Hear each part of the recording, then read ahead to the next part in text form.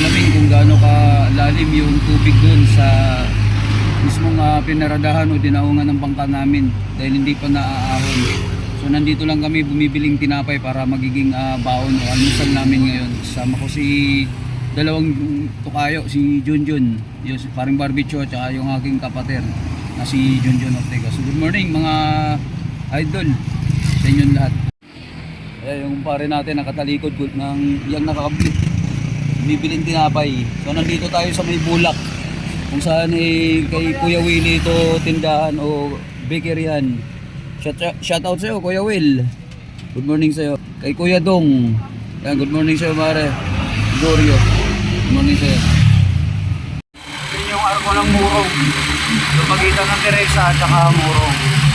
So nandito kami ngayon sa Papurong na. Yun yung arko. Ang mag-aari na ang Murong na ito. Ang Murong nga ba o San Guillermo pala. Mali, sorry, San Guillermo pala. San Guillermo.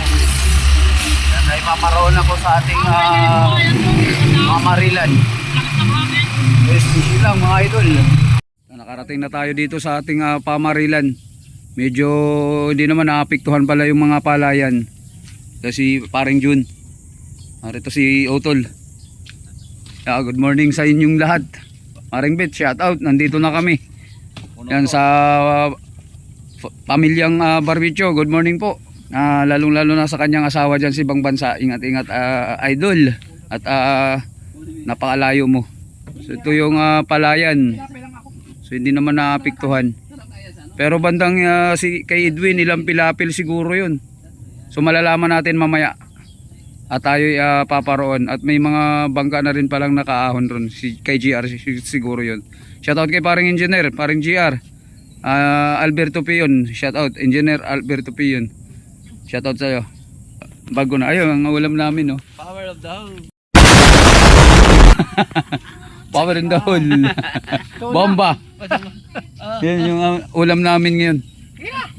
Yo pare. Talagang ano yan. Pagka binuksan mo yung pin na yan ay busog tayo dyan.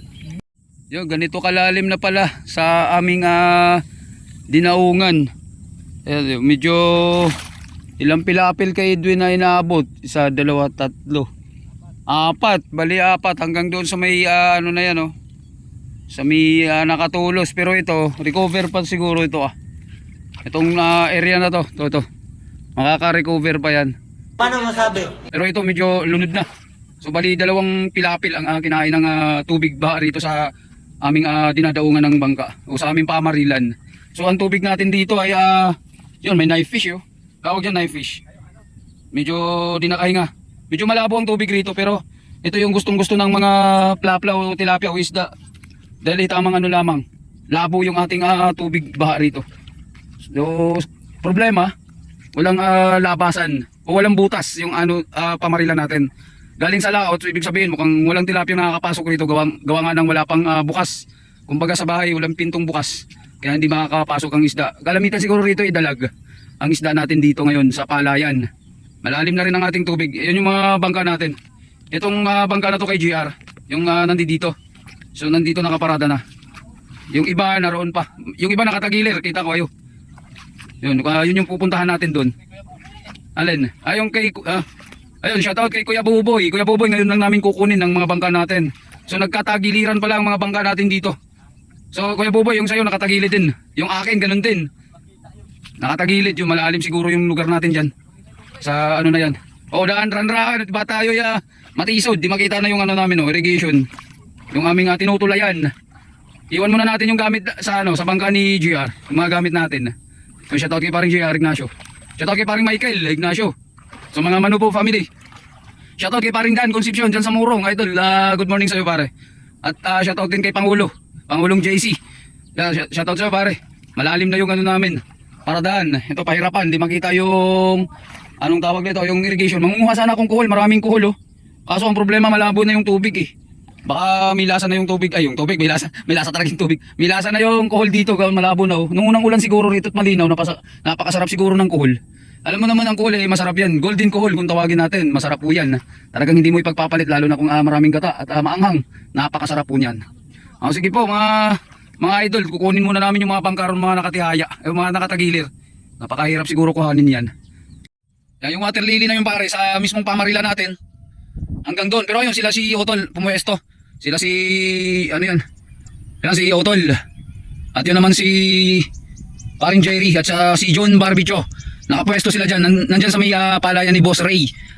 Yung lugar na yan, medyo ang water lily na yan, hindi open yan papuntang laot, kaya hindi natin makasahang dadalawin tayo ng tilapia rito dahil sa sarado pa yan. So mas maganda sana may ano yan, may taboy ng hangin para nang sa ganun yung dating area o yung ating pamarilan o raanan ay magiging bukas papunta sa ating palayan. Nang sa ganun, medyo maganda na rin ang ating mga mahuhuli rito. Si Edwin naman ay nandoon, nag-spray rin sa kanyang kangkong. So shoutout sa'yo Edwin. Yun, nagpaalam ako dito sa lugar na to na magtatastas ako. Nga pala yung mga may bangka. So bawal muna tayo dito sa may palayan. Advice yan ni Edwin. Etong palayan na to. Yan yung palayan na yan. So bawal muna tayong maglagay o maglapag ng bangka dyan. Bawal tayong magdaong. Kaya kahit ito wala nang halos makita, bawal pa rin tayo magdaong dyan. Inaasahan ng may-ari yan, malay mo umupa agad at pwede pang makarecover yung palayan na yan. At yun nga, ang sabi ni Edwin, kung sa kanya lang yan, wala sanang problema. Dyan tayo dadaong. Ibang nagsaka yan, kaya wag na muna nating daungan yan o lagyan ng bangka hanggang doon sa may ginawa ko. So wag na muna tayong magparada dyan. Dito lang muna tayo sa kabila mga idol. Gawa nga ng ito ay masukal itong sa kabila. Pwede tayong dumaong, wala namang problema. Tawiran naman yung ano natin, yung tubig dyan. Kahit itawid natin sa irrigation, medyo ang irrigation dyan ay hanggang tuhod. So dito lang tayo sa kabila mga idol. So yung kay Dong, kay Buknoy, kay Kajuben ay nandito naman sa kabila. Madali lang naman yan idalain rito. Kahit papaano ay nandito rin naman. Bukas na lang siguro yung iba mga ka-hunters. Gawa nga ng ako'y napagod at nangati. At ito nga, naligo rin ako. Dahil naganap ako ng linaw dito sa may bandang babaw. Para nang sa ganun makapagbandraw ako sa aking mga kati-kati.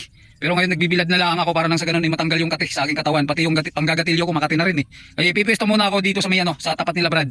Yun nandun sila. Pumuputok rin si Jerry, di ko alam anong pinuputukan. So malabo ang tubig natin sa palayan mga idol. So aasahan natin to. Dalag lang siguro mahuhuli natin dito. Maraming dalag. O shoutout dyan sa mga namimiwas, yung may paganong-ganon, no? Yung may mga ganong-ganon. Pwede kayo rito, ano bang tawag nun? Hindi ko alam. Basta yun, yung mga pain nila, mga fake palaka, yun, pwede kayo rito. Idol, at marami na kayong mahuhuli at napakalawak ng inyong bibiwasan. Tingnan mo naman yung bibiwasan ninyo yan, no? Talagang kahit saan kayo pumuwesto, kahit gano'ng kapantansin ninyo, ay pwede kayong dyan, pumuwesto. Nang sa ganun ay makakahuli kayo dyan. Ay talagang kahit papaano, hindi ganun kasukal at hindi sasabit yung inyong pain o taga ba yan kung tawagin, hindi ko alam. Ang alam ko lang yung pamamaril. So yun lang, update natin dito mga idol at ako'y papipwesto. So ulitin ko, wala tayong labasan papuntang laot, puro sukal ng water lily ang meron tayo dito. At hindi na itataboy yan ng ating bagyong Karina.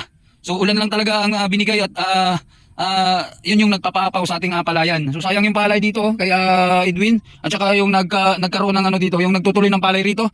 So mamumulaklak na sana yan at magbubuntis na. At ilang buwan na lang yan, isang buwan na lang siguro at harvestin na. So bad na roon kay Edwin, medyo nagkakaroon na ng bunga. So sana makarecover yung natin, palaya ni Edwin. Ayaw mo na kumain. Pare tayo kumain. Ray Jerry. Tapos na si Jerry kumain. Kami kakain na muna. Yung ko mata namamaga. Naninibago yata sa init. Medyo nagluluha. Naninibago, gawa nga na ngayon lang kami nakakalusong dito sa murong. Luluha aking mata, hindi ako makakita. Isa pa nagtastas ako doon sa mismong daanan siguro, yung talsik ng tubig. Medyo matagal. Siguro ko yun ang cause ng ko. Bakit naniningkit yung mata ko. Hindi ako makakita. Pero nakahuli rin naman ako sa hapon na ito.